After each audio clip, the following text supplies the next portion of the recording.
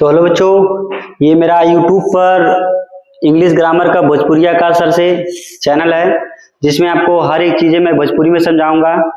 आपको भोजपुरी में इसलिए समझाऊंगा ताकि सारा चीजें समझ में आए, पर आपको लिखवाऊंगा मैं इंग्लिश में भी, समझाऊंगा मैं इंग्लिश में भी, समझाऊंगा मैं हिंदी में भी, लिखवाऊंगा मैं हिंदी में भी, इसलिए ताकि आप जब एग्जाम में लिखेंगे तो भोजपुरी तो लिखेंगे नहीं, आप इंग्लिश लिखेंगे और हिंदी लिखेंगे। इसलिए मैं समझाऊंगा आपको हिंदी, इंग्लिश, भोजपुरी तीनों में, लेकिन आपको बेहतरीन तरीके से समझ में आएगा भोजपुरी में, इसलिए मैं सारा चीजें भोजपुरी में ही समझाऊंगा। तो आपको मेरे सभी वीडियो को पाने के लिए चैनल को सब्सक्राइब करना पड़ेगा और ऑल पे इसको क्लिक कर लीजिएगा, ऑल पे सेट कर लीजिएगा, ताकि सारा चीजें आपको वीडियो मिलता रहे, जितना मैं वीडियो बनाऊं सारा मिलता रहे। ठीक है, तो इस चैनल को आप लोग ज्वाइन कर लीजिए। उसके बाद मैं आपको कुछ डॉक्यूमेंट्स तैयार किया हूं जिसको आपको बेहतरीन तरीके से समझा सकूं। चलिए, ये हमारा है, सबसे पहला आपका है इंग्लिश ग्रामर का सबसे पहला चैप्टर आपका रहेगा सेंटेंस। क्या रहेगा भाई? सेंटेंस। आपके इंग्लिश ग्रामर का पहला जो चैप्टर रहेगा वह सेंटेंस रहेगा। ठीक है, देखिए मैं आपको इस पे ग्रामर का हर एक चैप्टर, चाहे आपका सेंटेंस हुआ, पार्ट्स ऑफ स्पीच में noun, pronoun, verb, adjective, adverb, conjunction, preposition, उसके बाद आपका टेंस, उसके बाद आपका नरेशन और वॉइस, रीऑर्डरिंग, पंक्चुएशन, सारा चीजें बताऊंगा और आपको वो भी भोजपुरी में समझाऊंगा ताकि आपको बेहतरीन तरीके से समझ में आ जाए, और डेफिनेशन वगैरह सारा चीजें मैं इंग्लिश में लिखवाऊंगा ताकि आपको बढ़िया समझ में आ रहा है, जो आप एग्जाम में लिखे और नंबर भी मिले। चलिए, मैं समझाने की कोशिश कर रहा हूं और अब ध्यान दीजिएगा बस। देखिए, सबसे पहले हम जान लें सेंटेंस क्या होता है, उसके बाद फिर आगे मैं बात करूंगा। देखिए, सेंटेंस क्या होता है? इसको हिंदी में कहते हैं वाक्य। क्या कहते हैं? वाक्य। शब्दों का, ध्यान से, शब्दों का ऐसा समूह जो पूर्ण भाव दे उसे वाक्य, यानी अंग्रेजी में सेंटेंस, हिंदी में वाक्य कहलाते हैं। और देखो इसका English a group of words, इसको ध्यान दीजिएगा, words which make a complete sense is called sentence, यानी शब्दों का ऐसा समूह जो पूर्ण भाव दे, कंप्लीट सेंस दे, दैट इज कॉल्ड सेंटेंस। अब देखिए ध्यान से, समझने वाली बात क्या आपको कि शब्दों का क्या चीज? वर्ड्स, यानी शब्दों का। तो सबसे पहले आप जान लीजिए कि वर्ड्स क्या होता है। देखा, तू जितना चीज पढ़ला ए टू जेड में, ए टू जेड में कितना चीज पढ़ला? 26 अक्षर तो पढ़ला। तो 26 अक्षर में जौन रही तो अल्फाबेट में, अंग्रेजी का अल्फाबेट में 26 अक्षर होला, और अंग्रेजी में जितना चीज तू पढ़वा पूरी दुनिया के वो 26 अक्षर के अलावा कोनो और शब्द नहीं दे। ठीक है, अब ध्यान से कहा, इन्हीं शब्द से, इन्हीं अक्षर से जौन मिली A double P L E, apple, apple means क्या है? सेब। ध्यान से कहा, 1 2 3 4 5, यानी 5 लेटर से मिलके एक त्योहार बन गई बाबू शब्द, जेके हम लोग कहते हैं सेब। एप्पल मीन्स क्या होता है? सेब। यानी जौन त्योहार शब्द होला वो अक्षर से मिलके बनाला, और जौन त्योहार सेंटेंस होला उस शब्द से मिलके बनाला। कैसे मिलके बनाला? शब्द से। तो शब्द का वाला समझ गया ना, जौन ABCD से मिलके बनी वो सही क्रम में वर्ड मीनिंग को अगर सही होके चाहिए, और यह शब्दवा से मिलके सेंटेंस बनाला। ठीक है, अब ध्यान से देखो तो, जैसे राज इज ए गुड बॉय, इनमें देखा 1 2 3 4 5, 5 शब्द से मिलके एक पूरा पूरा सेंटेंस बनाला। क्या बनाला? सेंटेंस। अब देखा, श्याम वाज रीडिंग, श्याम पढ़ रहा था। ध्यान सुनिएगा, 1 2 3, यानी 3 शब्द से मिलके पूरा क्या बनाने, यहाँ से यहाँ तक सेंटेंस। तो सेंटेंस उ होला जो शब्द से मिलके बनाला, और शब्द उ होला जो अल्फाबेट टू जेड के स्पेलिंग से मिलके बनाला। तो तुमके पता चल गई बाबू कि वर्ड्स का होला, सेंटेंस का होला। ओकरे बाद हम देखो और आपके बताई क्या बताई ला कि तुहार पार्ट्स ऑफ सेंटेंस का होला, यानी सेंटेंस के कितना भाग होला। ध्यान से देखो, सेंटेंस के कितना भाग होला। देखो, एक हिंदी में कह ले वाक्य के भाग, अंग्रेजी में कह ली पार्ट्स ऑफ सेंटेंस। देखो ध्यान से, पार्ट्स ऑफ सेंटेंस यानी सब्जेक्ट जो होला पहला भाग होला, अब प्रेडिकेट जो होला दूसरा भाग। यानी जो सेंटेंस के भाग होला, पहला वाला सब्जेक्ट एक हिंदी में कह ले कर्ता और दूसरा वाला प्रेडिकेट इसके हिंदी में कह ले विधेय।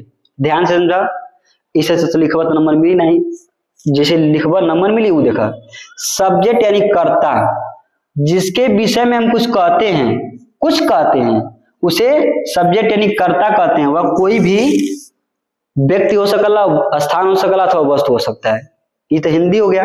अंग्रेजी देखिए, subject is the person thing we talk about, यानी टॉक अबाउट जिसके बारे में बात होगा, that is called subject. Okay, क्या कर ले सब्जेक्ट। और एक चीज और देखा, शब्द समझ ला, कर्ता यानी काम करे वाला ही तो सब्जेक्ट कहलाए। क्या कहलाए बाबू? सब्जेक्ट यानी कर्ता ही काम करने वाला कहलाता है।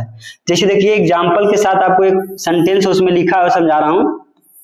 देखिए इसमें क्या कह रहा है बाबू, देखिए जैसे ये जो है अलग भाग है ना, ये अलग भाग है, और यही में हाई वाला ये अलग भाग है। हाई वाला क्या है? अलग भाग है। यानी सेंटेंस में एक कह रहा है कि श्लोक राइट्स ए लेटर, श्लोक नाम का कोई लड़का है, वह पत्र लिखता है। क्या लिखता है? पत्र लिखता है। तो जो पत्र लिखने का काम कर रहा है श्लोक, ये आपका श्लोक कहलाएगा सब्जेक्ट। क्या कहलाएगा भाई? सब्जेक्ट। और ओकरे बाद के जितना चीज बची वो प्रेडिकेट कहलाए। जैसे देख लो, प्रेडिकेट का वाला एक हिंदी में कहा जाला विधेय। सब्जेक्ट यानी कर्ता के बारे में जो कुछ कहा जाता है, यानी जो कुछ कहा जाता है उसे प्रेडिकेट यानी विधेय कहते हैं। क्या कहते हैं भाई?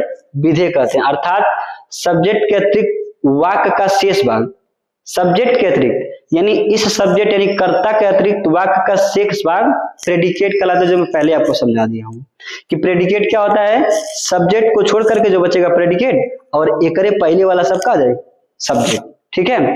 अब देखिए अंग्रेजी में जो डेफिनेशन लिखना है, predicate is what we say about the subject. ठीक है ना। अब ध्यान समझ लीजिएगा इसके एग्जाम्पल को। इसका एक एग्जाम्पल भी है जिसको हम लोग समझ लेते हैं और जानते हैं। देखिए कह रहा है रजत, एक रजत नाम का लड़का है, रीड्स ए बुक, एक किताब पढ़ता है।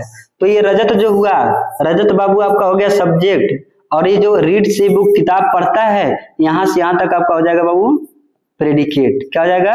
प्रेडिकेट। सब्जेक्ट और प्रेडिकेट क्या होता है समझ गया ना। अब आगे देखते हैं।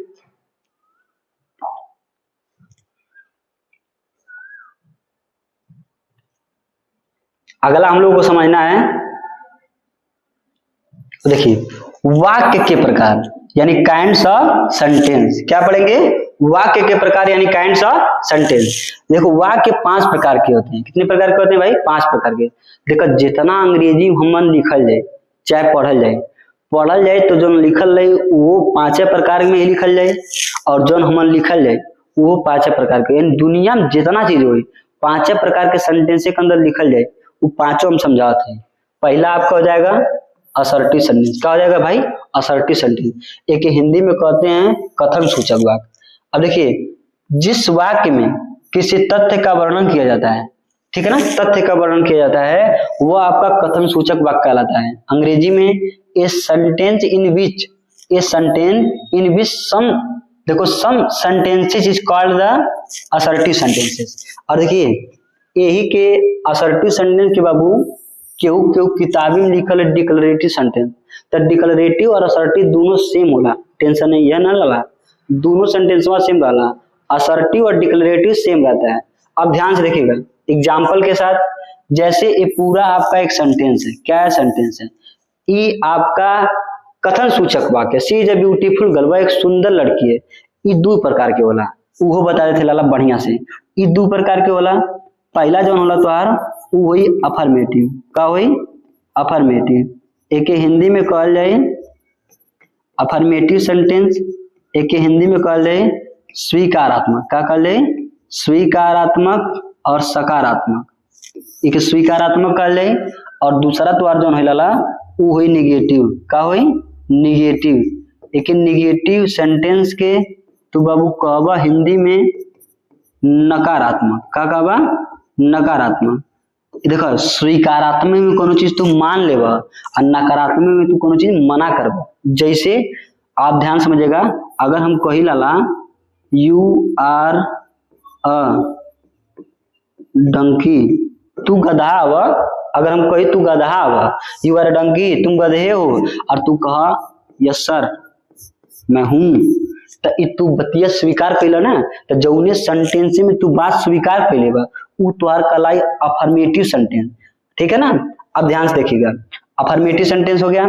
दूसरा निगेटिव, निगेटिव में कहा तू बतिया ना करबा, मना करबा, जिसे से कहवा सर जी आई एम नॉट गधा, मतलब donkey, I am not donkey, मैं गधा नहीं हूं। इसमें देखिए लला, निगेटिव में नॉट रही और इनमें बतिया तू मना करबा, स्वीकार नहीं करबा, मना करबा, क्या करबा, मना करबा, तो निगेटिव ई आपके हो जाए। समझ गए ना बाबू। तो काइंड्स ऑफ सेंटेंस का पहला हम लोगों ने आपको पढ़ाया, ये सब पढ़ा असर्टिव सेंटेंस। असर्टिव सेंटेंस क्या होता है, जो आपका कोई भी कथन सूचक वाक्य रहता है। दोनों समझ गए ना। अब चलिए उसके आगे देखते हैं। उसके बाद का दूसरा हम लोग पढ़ेंगे इंट्रोगेटिव। क्या पढ़ेंगे बाबू, इंट्रोगेटिव। एक अंग्रेजी में कहल जाला इंट्रोगेटिव और हिंदी में कहल जाला प्रश्न सूचक वाक्य। जिस वाक्य में कोई प्रश्न पूछेगा, क्या होगा लाला, प्रश्न पूछा जाता है, उसे हम लोग कहते हैं प्रश्न सूचक वाक्य। अंग्रेजी में जॉन सर जी लिख रहे नंबरवा दिए हैं, a sentence which a question is asked, question is asked, it is called an interrogative sentence. ठीक है ना। ध्यान से देखिएगा, जैसे where do you live, where do you live, पूछा जा रहा तुम कहाँ रहते हो, तब प्रश्न पूछने का काम हो रहा ना, तो ई तुहार कहलाएगा बाबू इंट्रोगेटिव सेंटेंस। इहो दूगे वाला, क्या बोला, दूगे। पहला के हम लोग कहेंगे लाला यस या नो टाइप, क्या कहेंगे, यस या नो टाइप, और दूसरा हम लोग कहेंगे WS टाइप। ध्यान से दिया, बहुत बढ़िया देखा, यस या नो टाइप और WS टाइप। यस या नो टाइप वो होला जेकर जवाब तू हाँ या ना में दे दा, यस या नो टाइप वो होला। जैसे अगर मैं पूछूं कि एक चीज दूसरा लिख रहा हूं तो मजा वाला, आर यू रेडी। ध्यान से देखिएगा क्या लिखा है कि आर यू रेडी, क्या तुम तैयार हो, आर यू रेडी, क्या तुम तैयार हो। तो इसमें तुम जवाब दे सकते हो, हाँ या ना में जवाब दे सकते हो। अगर तैयार हो तो कह दोगे यस, और नहीं तैयार हो तो कह दो नो। ये आपका कहलाता है यस या नो टाइप। और WS टाइप का होता है जेकर जवाब तुम यस या नो में ना दे पाओ। जैसे वेयर डू यू लिव, तुम कहाँ रहते हो, तुम ये नहीं कह सकते हो कि यस, तुम ये नहीं कह सकते हो नो, तुमको बताना पड़ेगा रीजन कि कहाँ रहते हो, जगह का नाम बताना पड़ेगा, लेकिन तुमको यस या नो में नहीं जवाब दे पाओगे। ध्यान से देखिएगा, इसको WS टाइप किससे कहते हैं, इसलिए कहते हैं क्योंकि मोस्ट ऑफ क्वेश्चन वर्ड्स आपका WS से स्टार्ट होगा, इसलिए WS टाइप कहलाता है। दूसरा, आपका यस या नो टाइप हमेशा हेल्पिंग वर्ब टेंस का सहायक क्रिया सबसे पहले रहेगा, तो तुहारू कहलाई यस या नो टाइप। ठीक है। और सबसे जरूरी बात, एकदम यह जरूरी है बात, पूरा इंट्रोगेटिव में यह जरूरी है बात, जौने टेंस के लास्ट में क्वेश्चन मार्क रहे वो जान जाइए तू कि इंट्रोगेटिव है। समझ गए ना, इंट्रोगेटिव का होला जौने सेंटेंस के लास्ट में क्वेश्चन मार्क रहे वो सेंटेंस तो कहलाई इंट्रोगेटिव सेंटेंस। इनमें दूगे होला, दोनों बता देले, यस या नो टाइप में हाँ या ना में जवाब दे सकला, WS टाइप में तुमके कारण बताए पड़े, रीजन। अब देखो ये तो तुहार हो गए इंट्रोगेटिव। अगला हम लोग तीसरा जो पढ़ेंगे लाला, वो पढ़ेंगे इंपरेटिव। एक हिंदी में कहल जाला आदेशवाचक। क्या कहल जाला, आदेशवाचक। जिस वाक्य में किसी को आज्ञा देना, परामर्श देना या प्रार्थना करना आदि का भाव प्रकट हो उसे आदेशवाचक कहते हैं। अंग्रेजी में a sentence that express A command, advise और रिक्वेस्ट। कमांड, एडवाइज और रिक्वेस्ट, जिस सेंटेंस में तीनों चीजें आएगा, या तो रहेगा आपका कमांड, या तो एडवाइज, या तो request, that is called imperative sentence, Hindi में आदेशवाचक। ये ध्यान से समझो कि जौने सेंटेंस में तुमके केहू आदेश दे बैठ जा, सिट डाउन, तो ऊ कहलाई इंपरेटिव सेंटेंस। जेमे तुमके केहू एडवाइस दे, सलाह दे, बढ़िया से पढ़ बाबू तो फेल हो जाइबा, तो ई तोहर कहलाई इंपरेटिव सेंटेंस। जेमे जौने सेंटेंस में तुमसे केहू रिक्वेस्ट करी बाबू एक गिलास पानी ला दो, तो ई तोर कहलाई इंपरेटिव सेंटेंस। समझ गई ना? हाई ध्यान समझ ला। Do not make a noise, sir class में महीना नया नया बांटा तो कहिए बाबू हल्ला मत करा, यानी कक्षा में शोर मत करो। दूसरा, प्लीज टेक योर सीट, बैठ जा लाला, नया सर जी ना तो कहिए पूरा नहीं कुटी है, तो अपना स्थान ग्रहण करो। समझ गए ना कि इंपरेटिव सेंटेंस का होला। अब आगे देखा एक्सक्लेमेटरी सेंटेंस। एक्सक्लेमेटरी सेंटेंस का होला, ध्यान से देखिए, ये बड़ा मजेदार सेंटेंस है। मजेदार कैसे है देखो, एक्सक्लेमेटरी सेंटेंस एक हिंदी में कहल जाला विस्मयादिबोधक वाक्य। एक हिंदी का डेफिनेशन का हुई, जिस वाक्य से हृदय यानी दिलवा से अचानक उठने वाली भावनाएं, दिल से अचानक कौन भावनाएं उठेगा, या तो दुख रहे, या तो प्रसन्नता रहे, या तो आश्चर्य रहे। तीन चीज, दुख, प्रसन्नता और आश्चर्य आदि का भाव प्रकट हो, उसे हम लोग कहेंगे आश्चर्य सूचक वाक्य। अंग्रेजी में a sentence that expresses sudden feeling और द हार्ट, जन दिल से सडन अचानक फील आए कौन देख के, जैसे सैडनेस हो गया, हैप्पीनेस हो गया, सरप्राइज हो गया। तीन चीज, सैडनेस, हैप्पीनेस और सरप्राइज, ये तीनों शब्द अगर आएगा सेंटेंस में तो समझ जाइए वो कौन सेंटेंस है लाला, एक्सक्लेमेटरी सेंटेंस है। ए में देखो, जैसे how beautiful is the flower, फूल कितना सुंदर है। और देखो दूसरी बात लाला, आपका एक्सक्लेमेटरी सेंटेंस में हमेशा एक्सक्लेमेशन मार्क रहेगा तो रहेगा, ठीक है ना। एक्सक्लेमेटरी सेंटेंस में एक्सक्लेमेशन मार्क रहेगा। देखिए इसमें भी एक्सक्लेमेशन मार्क है नहीं, और इसमें भी एक्सक्लेमेशन मार्क है, यानी एक्सक्लेमेटरी सेंटेंस में एक्सक्लेमेशन मार्क, इंट्रोगेटिव सेंटेंस में क्वेश्चन मार्क, ये दोनों पहचानने का तरीका होता है। ध्यान से देखिए आप, एक हम कहानी एक्सक्लेमेटरी सेंटेंस के कहानी की तरह समझाओ लाला। जैसे मान ला तुम्हार मामा आई ना, रसगुल्ला लेके आई ना, तू अचानक में देखला तुम्हारे मनवा में एकदम भयंकर वाला फीलिंग आई, जन खुशी का जाला, प्रसन्नता। यानी अगर सेंटेंस में अचानक प्रसन्नता हुआ तो वो कहलाएगा आपका एक्सक्लेमेटरी सेंटेंस। अब उकरे आगे कहानी, मामा इन रसगुल्ला लेना, खुश हो गया भयंकर वाला, और का भइल, एक मुंह में डले आटा, एक दूसर का हाथे में, और एक तीन ठे हो गए, एक ठे हाथे में, एक ठे हाथे बैठे मुंह में भाग, और दोनों पीछे सुरैले आटा। तो मम्मी आ देख गई, मम्मी देख गई, अब कहने अरे तोहरा खैया आराम से रख दा, तो मम्मी ले जा गत्ता रख दी। तो तुम्हारा छोटका बाबा बहनिया आ गई, वो एक मांग ली, अम्मी कह रहे दे दा, दू ठे खैला ना, एक दे दा, और अब्बा धीरे से खा लिए तुम, ठीक है, तो उसको एक दे दी। तो तुम्हारे अंदर थोड़ा बहुत दुख होगा, एक तो गया, अब एक ठे है, एक तो गया, एक ठे है, अब पीछावा से तुम्हारा जो रसगुल्ला चढ़ा के कुकुर चाट रहा है, बड़ा टेंशन हो, आश्चर्य हो जाओगे, होगा ना आश्चर्य सकता कि भाई ये भी गया।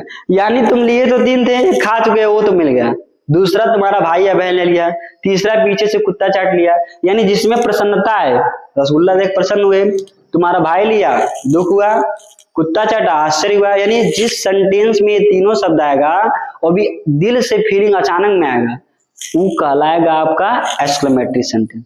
ओकरे आगे देखो बाबू, लास्ट और अंतिम वो का हो जाए, देखो एक एक कहल ले ऑप्टेटिव सेंटेंस। क्या कहल बाबू, ऑप्टेटिव सेंटेंस, हिंदी में इच्छा पूरक वाक्य। जिस वाक्य में इच्छा प्रकट करना या प्रार्थना करना, इच्छा और प्रार्थना, इच्छा प्रकट करना या प्रार्थना करना आता है, उसे हम लोग कहेंगे इच्छा पूरक वाक्य।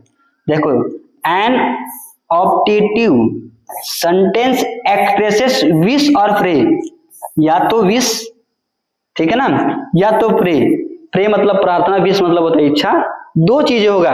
It is called the optative sentence. क्या कहेंगे, ऑप्टेटिव सेंटेंस। क्या कहेंगे, ऑप्टेटिव सेंटेंस। फॉर एग्जाम्पल, दादी जी कह रही हैं मे यू लिव लॉन्ग, खूब ढेर के जिया, तो इना सोचना दादी जी कितना दिन बची है, अरे भाई जितना दिन दे रही है ना, तो मे यू लिव लॉन्ग, तुम्हारी आयु लंबी हो, खूब ढेर के जिया, तो तुम्हारे लिए क्या कह जला, ये तुम्हारे विश या प्रे क्या हो रहा है, तुम्हारे लिए तुम्हें आशीर्वाद दिया जा रहा है, विश किया जा रहा है।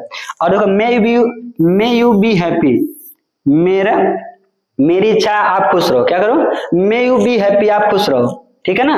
तो यहाँ देखो ध्यान से, जब दोनों सेंटेंस में आपका विश और प्रे हो रहा है तो वह आपका कहलाएगा ऑप्टेटिव सेंटेंस। क्या कहलाएगा भाई, ऑप्टेटिव सेंटेंस। समझ गए ना, पूरा सेंटेंस हो गया लाला।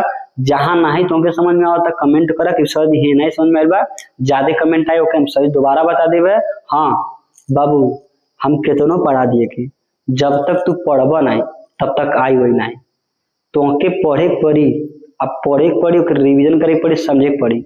जब तक नहीं पढ़बा नहीं आई, हम कितनों बढ़िया बता दिया तो तू करना आई चाहत कैसे हो। तो एक बढ़िया से रिवीजन करके एक बार में नहीं समझा दूसरा बार देख लो, कौन दिक्कत बा, देखा आराम से समझा, और जो नहीं समझ में कमेंट करो। और हाँ एक बात और, अगर ये वीडियो तो के बढ़िया लगल तो दूसरे अपने दोस्ते के, मामा की, मौसी की, जहाँ के पढ़े वाला रहे कह देखा सर जी कि हमें भोजपुरी में सब कुछ पढ़ाओ तो समझाओ तो अंग्रेजी के टेंशन खत्म, अब अंग्रेजी की टेंशन खत्म है, लो ये पढ़िया समझिए। आगे वाला वीडियो में हम तुमके क्या पढ़ाई, ध्यान से देखो।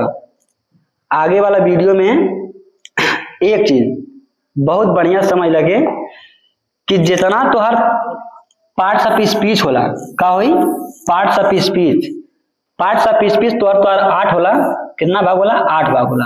8 के पढ़ाई, जैसे तो हो जाए noun, pronoun, verb, adjective, adverb, preposition, conjunction, interjection, सब चीजें एकदम बढ़िया से बताए, भोजपुरी में बताए वाला समझा के, समझ में आ जाए, टेंशन ना लगे ना आई। ठीक है, तो शेयर करो, लाइक करो, सब्सक्राइब करो।